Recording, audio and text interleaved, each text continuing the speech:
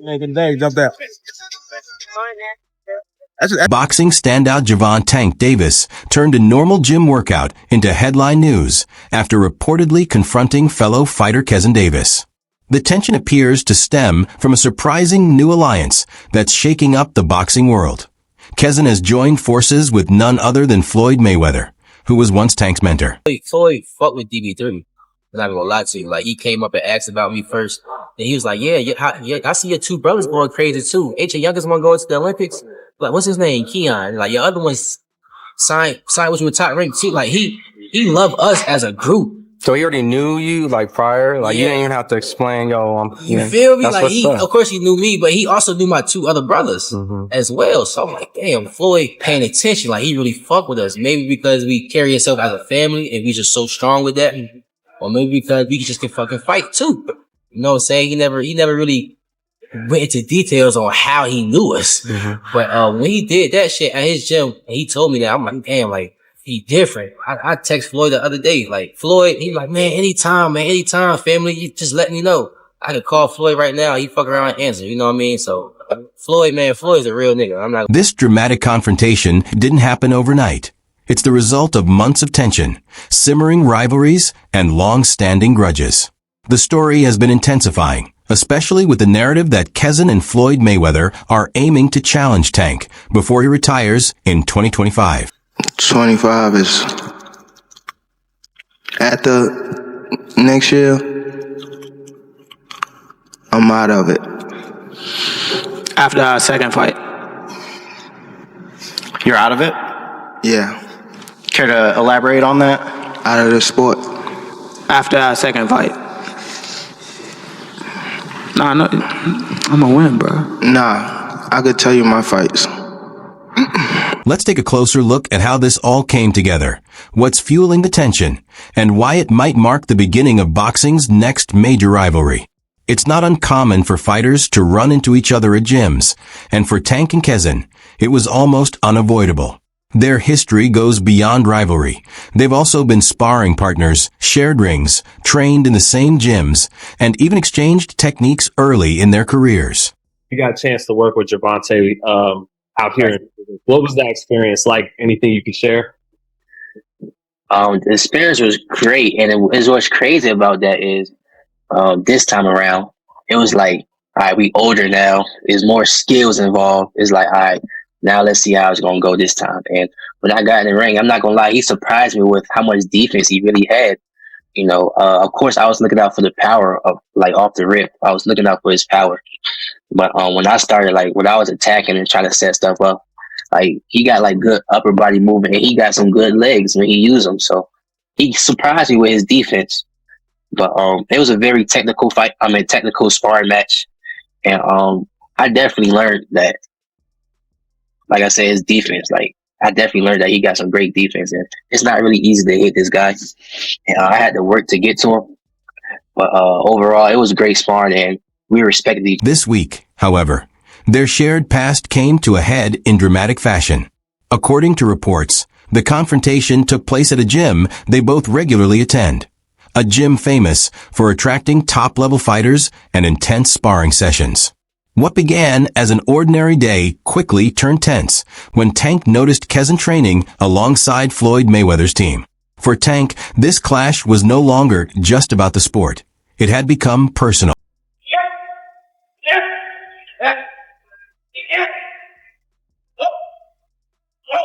To fully grasp why this confrontation escalated, it helps to look at the history connecting Tank, Keyshawn, and Floyd Mayweather.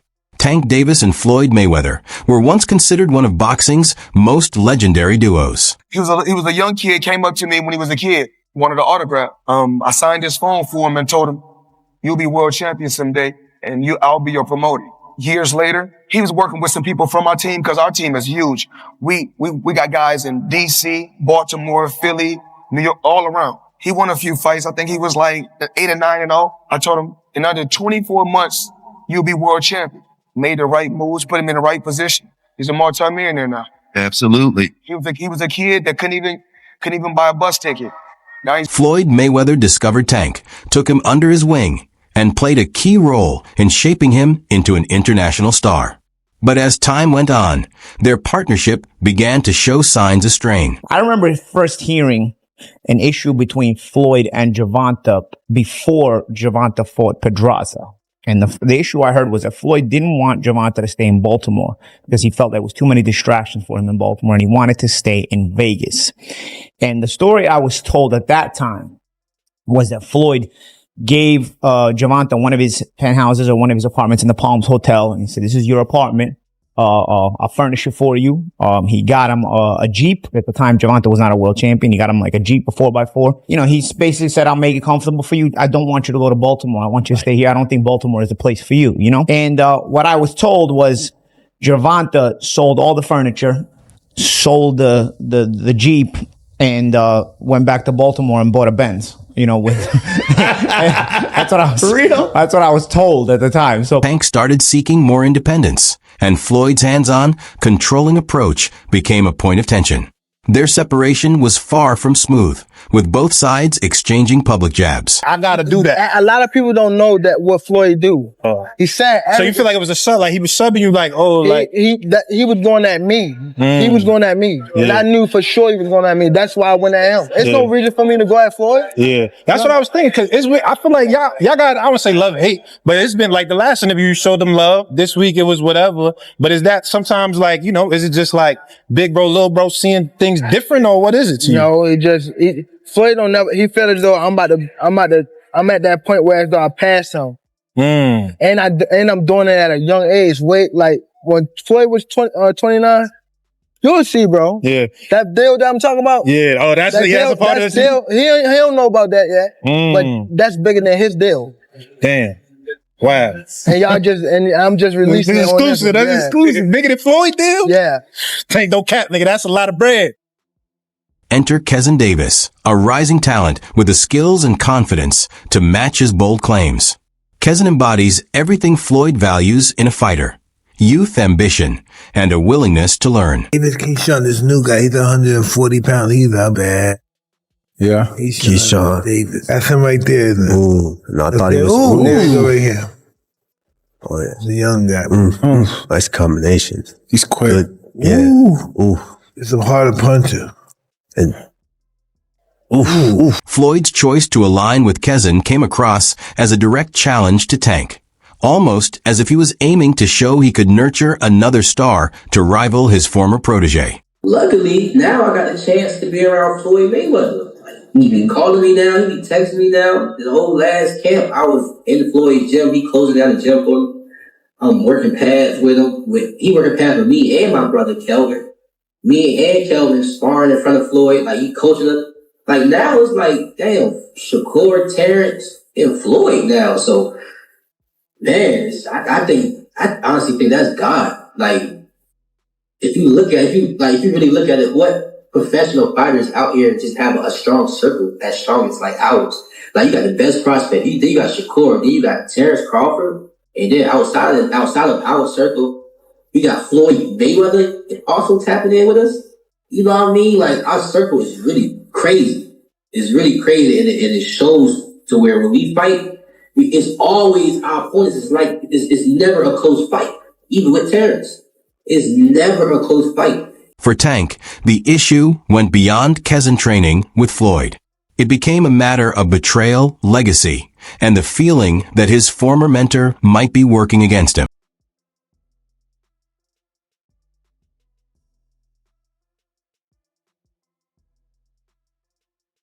The rivalry between Tank and Keyshawn didn't appear out of nowhere. It's been building for months, with both fighters exchanging verbal jabs along the way. You know, you stole the show. You know, I know it's, you know, you're the main event. You're supposed to, but you delivered. Right. And you, after it, said, you know, knock, knock, Tank. Yeah. I'm knocking on the door. You came over here, said light skin. A lot of fight fans like when people call out and things like that. But only person that don't like it is him. He's kind of weird. But now he got no choice but to fight me. The fans want him to fight me. After what I just did tonight against a guy that's bigger than him. Come on now. If I touch him, what's going to happen? Talk about that. Everybody want to talk about, oh, Keyshawn, what if he touch you? What if I touch him? Yeah, okay. Come on. Keyshawn, never one to avoid the spotlight, has been outspoken about wanting a showdown with Tank. He's criticized Tank for facing safe opponents and suggested he's ready to dominate the lightweight division. Adding to the tension, Kezin's partnership with Floyd has only intensified the rivalry. I would prefer Tank Davis, the top guy. I would go for the top guy. If I could choose, I would choose Tank Davis. I would not Tank short out. Tank is a great fighter. Hats off to Tank. I'm not even about to just do all that. Like, Tank is a great fighter. You know what I'm saying? Like, everybody knows that. He got the power, he got the skill and ability. He's patient. You know what I'm saying? But I know who I am. That little short can't touch me. And I'm coming with that same shit he coming with. And he know that. His coach Kenny, you know, got a lot to say. You know what I'm saying? So also go fight from Cuba. No, nigga, I'm gonna fight Tank. Stop mentioning other people when I mention your fighter. What you talking about, boy? Like, don't play with me, bro. Y'all know how I'm coming. Tank, if you wanna fight, send me a contract, bro. Tank, you know. For Tank, the timing couldn't be more dramatic. With plans to retire after 2025, every fight carries weight, and his legacy is very much on the line. Are you retiring? What changed? What made this shit trash, garbage? If you got the opportunity to sign a prospect for GTD, who will be? I'm out of it. Gervonta, something should have happened during this time, because when I saw you at the Frank Martin press conference, it looked like you were like, the talks about retirement was not even discussed at this moment. And now it's something you keep on repeating. Is it just because obviously what you've done through boxing since you were a kid and everything? Fed up with the whole Where's Calvin Ford? Is Calvin Ford or Leonard Edelby usually they're around to? You think you might regain the love for it though? You never know. Like, you know, like you said, you got to talk today. The thought of Floyd and Kezin joining forces to challenge him before he retires feels intensely personal to Tank.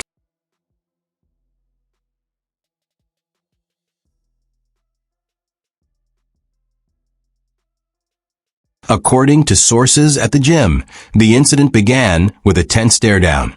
Tank reportedly approached Kezin, his frustration spilling over as he confronted him about the alliance with Floyd. The situation escalated when Tank shoved Kezin, and the confrontation quickly turned into a full-blown scuffle, with trainers and other gym members rushing in to break it up.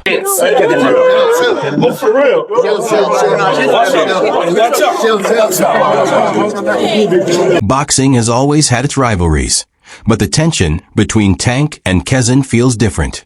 This isn't just two fighters trying to prove who's the best. It's about loyalty, legacy, and the high stakes in a sport that thrives on drama. Didn't watch it, but I saw it was an early knockout. You know, he come out sharp and put the man to sleep. You know, so he is next up. He's going to be a great fighter. He's calling for Tank. Now he beats Tank. Yeah, you think so? Keyshawn Davis beats Tank, in my opinion. I believe he's give him a good ass spanking. For Tank, this rivalry is deeply personal. It's not just Kezin's trash talk or his alliance with Floyd. It's the sense that people who were once in his corner might now be working against him. When Floyd left Bob Arum, it's good for them to do it and become their own boss. And then if another guy does it, it's not good for the sport. He's disloyal. And what's wrong with Tank saying he want to be his own boss? And honestly, I've been there. The relationship between them two is very toxic. It's a toxic relationship. It's up and down and up and down. And I'm not going to elaborate to everything that I know, but it's a very toxic relationship. And that's why when I tweet stuff, I don't tweet often, but when I tweet, I may fire off 50 tweets in the day. And that's why when I tweeted certain things about the relationship, Tank retweeted it because he knows. Like, I'm not just going to say what it is. It's a very toxic relationship. It's back and forth.